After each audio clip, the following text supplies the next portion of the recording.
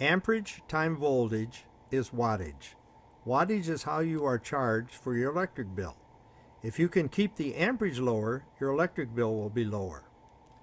On starting of a compressor, amps can shoot up to over 7 times the normal running amps. This is a large surge of amps. To understand this, let me show you a comparison.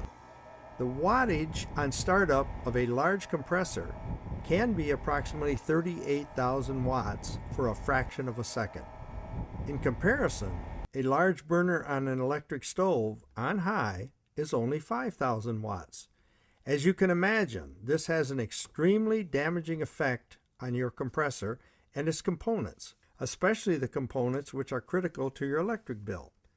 This surge is the reason a light bulb always burns out when you throw the switch on. We cannot eliminate the surge, but we can cut the amount of time it's there.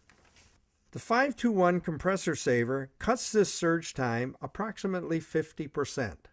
This means a lot less heat and less damage to the compressor and the parts which control your electric bill.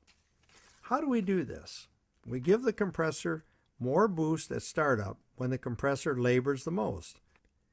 The 521 compressor saver is a critical component to extend the life of your compressor and keep your electric bill as low as possible.